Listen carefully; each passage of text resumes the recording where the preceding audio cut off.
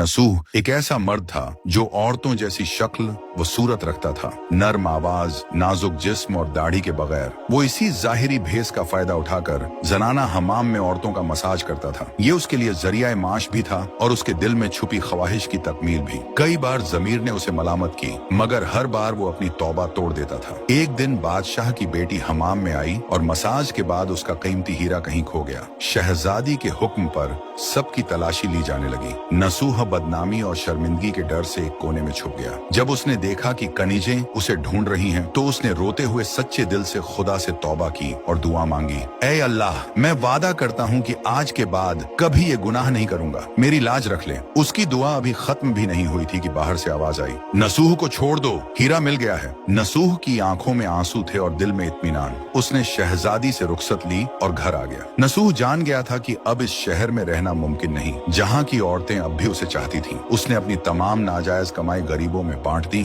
और शहर छोड़कर एक वीरान पहाड़ी पर चला गया। वहाँ वो अल्लाह की इबादत में मशगूल हो गया। एक दिन उसे एक भैंस नजर आई जो घास चर रही थी। उसने सोचा कि ये किसी चरवाहे की होगी और जब तक उसका मालिक न आए वो इसकी देखभाल करेगा। कुछ दिन बाद एक तिजारती काफिला रास्ता भूलकर वहाँ पहुंचा। प्यास की शिद्दत से निढाल ताजिरों को नसूह ने अपनी भैंस का दूध पिलाया और सबको सैराब कर दिया। नसूह के अच्छे अखलाकन से मुतासिर होकर ताजिरों ने जाते हुए उसे बहुत सारा माल बतौर तोहफा दिया। नसूह ने इन पैसों से वहाँ एक कुआं खुदवा दिया। आहिस्ता आहिस्ता उस कुएं के इर्द गिर्द लोग बसने लगे और इमारतें बनने लगी।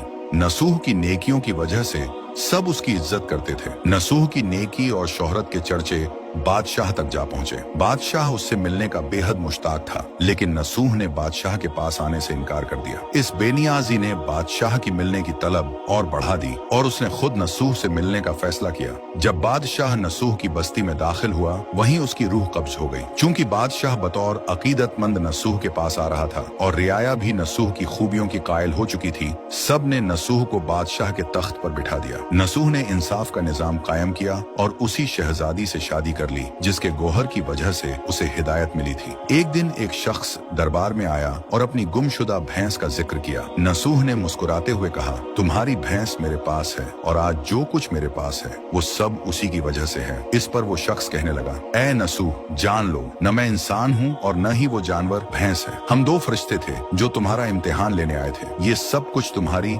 सच्ची तौबा का नतीजा है। ये कहकर वो दोनों फरिश्ते नजरों से गायब हो गए। इसी वजह से सच्चे दिल से की गई तौबा को तौबा नसूह कहते हैं।